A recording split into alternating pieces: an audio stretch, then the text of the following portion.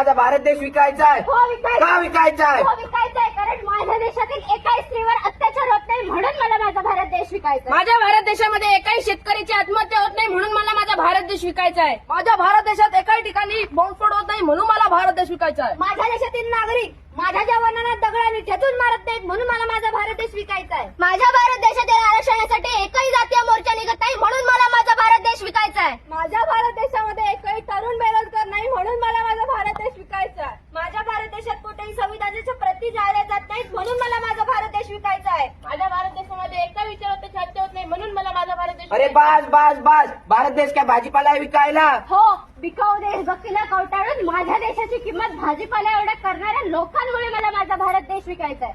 आणि म्हणूनच श्री भगवती हायस्कूल मुडगे सहर्ष सविनय सादर करीत आहोत पथनाट्य मला माझा भारत देश विकायचा आहे. हे विकायचा आहे, विकायचा आहे, भारत देश विकायचा आहे. विकायचा आहे, विकायचा आहे, भारत देश विकायचा आहे. हो.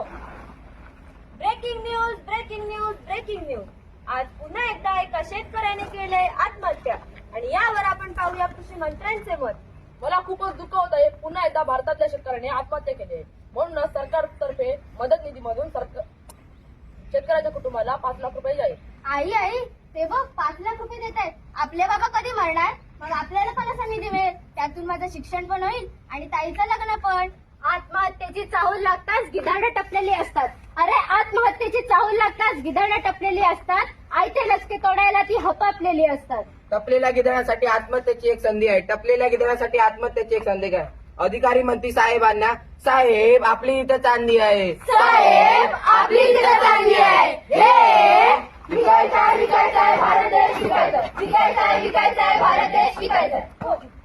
ऐका हो ऐका, आजपासून नक्षलवादी भरती चालू झाली आहे. हो मला नक्षलवादी व्हायचंय, मला नक्षलवादी व्हायचंय. अरे का तुम्हाला नक्षलवादी व्हायचंय? अरे भर दिवसा आपल्या आया बहिणांची अब्रू लुटली जाते आणि आपल्याला ते शांतपणे बघत बसावं लागतं म्हणून मला नक्षलवादी बनायचंय. शिक्षण पूर्ण करून पण बेरोजगार आहोत. नोकरीची शाश्वती नाही. गावातून आजारी माणसाला दवाखान्यात नेईपर्यंत तो जगेल की मरेल ह्याची शाश्वती नाही.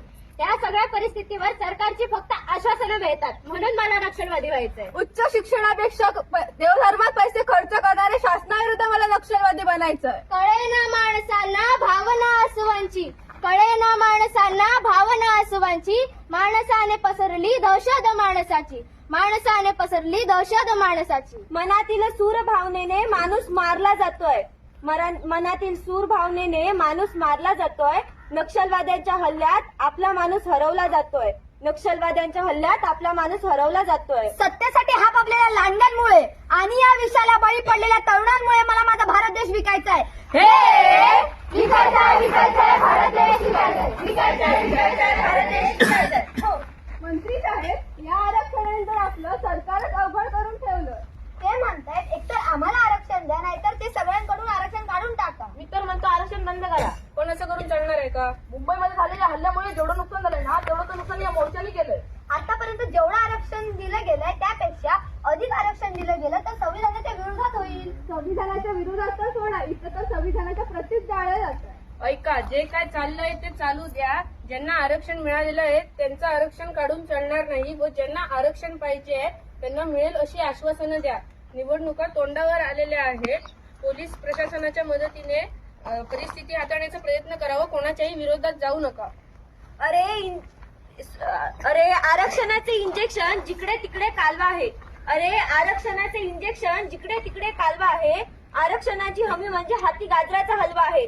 आरक्षणाची हमी म्हणजे हाती गाजराचा हलवा आहे. सरकारची आश्वासनं ठरलेलीच असतात. अरे सरकारची आश्वासनं ठरलेलीच असतात. हातची उत्तरं सुटली की हाती पुन्हा प्रश्नच उरतात. हातची उत्तरं सुटली की हाती पुन्हा प्रश्नच उरतात. हे विकायचा आहे, विकायचा आहे, भारत देश विकायचा आहे. विकायचा आहे, विकायचा आहे, भारत देश विकायचा आहे. हो.